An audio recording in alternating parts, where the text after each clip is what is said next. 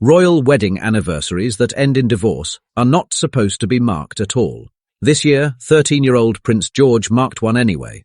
There is no toast, no reissued photograph, and no line in the court circular for a marriage that ended the way this one did. Charles and Diana were married at St. Paul's Cathedral 45 years ago this week. Nobody at Kensington Palace had scheduled a statement about it. The date usually passes the way every anniversary of that marriage has passed since 1996, in silence, unmentioned, treated by the family as a private matter that ended badly and stayed that way. Then, the evening before the anniversary, George walked into the Sunken Garden, carrying something small enough to close inside one hand. Nobody in the press office approved it. No photographer was there to record it. Nobody watching the statue that week had been told to expect anything at all. He is Diana's eldest grandchild, born almost 16 years after she died.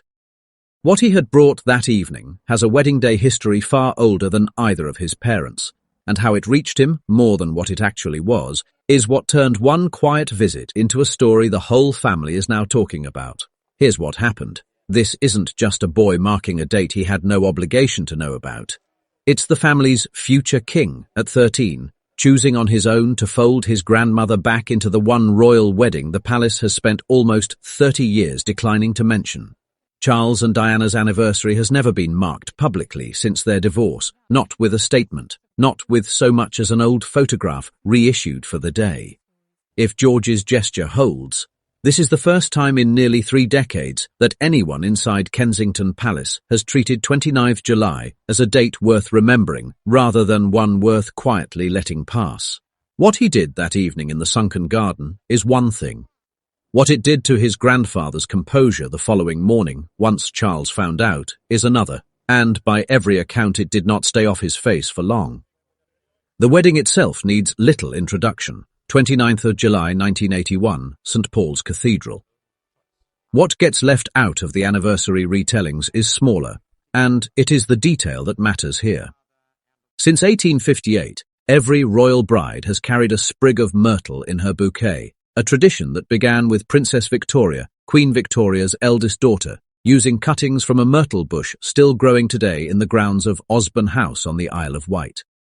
Diana's sprig in 1981 came from that same original plant. Custom holds that a cutting from each bride's sprig is sent back to Osborne afterward and replanted, so the bush that supplied Charles and Diana's wedding is, in a sense, the same bush that later supplied Catherine's in 2011. Royal historian Hugo Vickers has written that the myrtle tradition is one of the few pieces of wedding ritual to survive, largely unnoticed, into the modern era, overshadowed by tiaras and headlines but unbroken since Victoria's day, regardless of how any individual marriage turned out. The Sunken Garden at Kensington Palace, where Diana's memorial statue has stood since the summer of 2021, was replanted before the statue's unveiling to reflect the colours of Diana's own wardrobe rather than anything more generic. By convention, the garden has no connection to the myrtle tradition at all. No ceremonial link, no precedent, nothing written down anywhere that would explain what happened next. That is the gap a 13-year-old is reported to have closed on his own, the evening before his grandparents would have marked 45 years of a marriage that ended before he was ever born. There is no public confirmation of exactly how a sprig of wedding myrtle ended up in a 13-year-old's hands 3 days before an anniversary nobody was supposed to mark. But according to Hello magazine, which first reported the detail, it did not come from Osborne House at all. It came from a cutting kept much closer, inside Kensington Palace's own walled garden, grown from stock descended from the original plant, and normally reserved for family weddings, not memorials. Nobody has explained on the record how a request for it reached the gardening staff, or who signed off on cutting a wedding flower for a garden that has never, in 5 years, hosted one. The request came anyway, and it was granted. The next part is where a gardening story stops being a gardening story. A source close to the household has said George's interest did not begin with the anniversary at all. It began weeks earlier, when he came across a photograph of his grandmother on her wedding day and asked his father what she had been holding. William, according to the same account, did not simply answer the question. He is said to have arranged it himself, involving no equerry, no private secretary, and no press office, so that his son could have a sprig of his own. It was the heir to the throne, authorizing on his own initiative and without telling anyone paid to manage the family's image, the first crack in almost 30 years of official silence about his parents' marriage. What happened next has no official record, only a witness. 2 days later, on the evening of 28th of July, with no press notified and no photographer present, George is reported to have walked into the Sunken Garden with a single protection officer and knelt at the base of his grandmother's statue for less than a minute.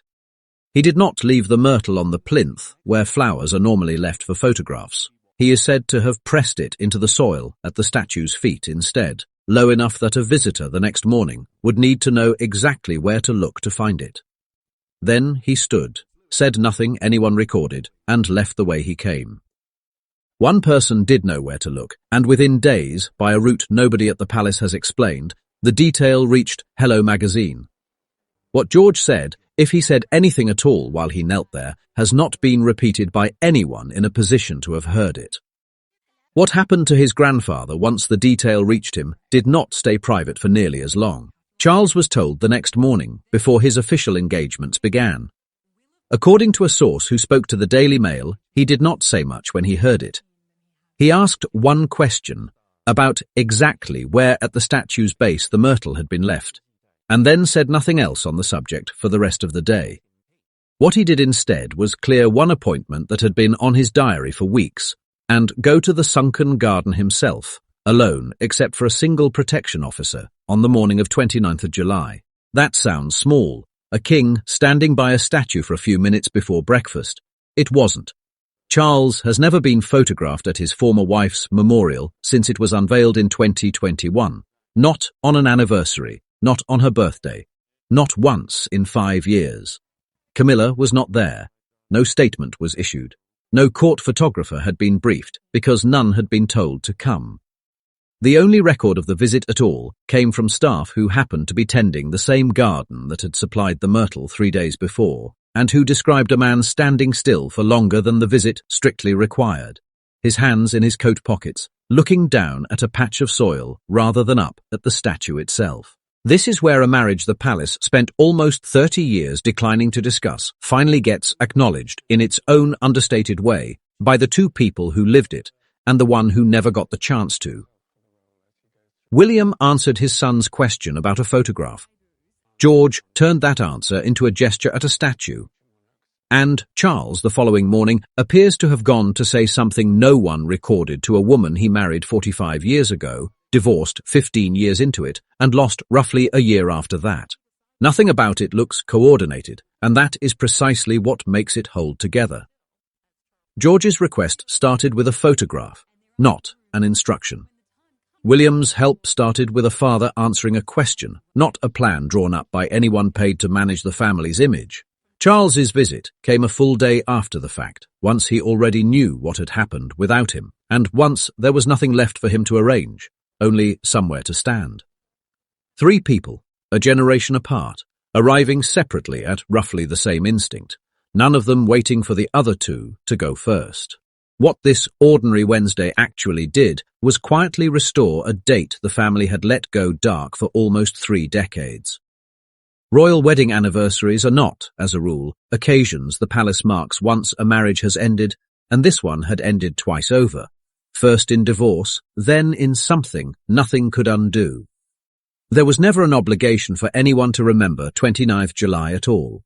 That a 13-year-old chose to, anyway, without being asked, says something about how the next reign may end up holding Diana's memory, not through renamed gardens or official portraits, but through small, specific gestures a child decides on his own are worth doing. It suggests the family's relationship with this particular date was never really resolved by 3 decades of silence. It was only paused, waiting for someone young enough not to know he wasn't supposed to mark it. Diana chose a sprig of myrtle for her own wedding at 20, from a bush she likely never thought about again. 45 years later, her grandson chose the same flower, from the same lineage, for a garden built to remember her instead.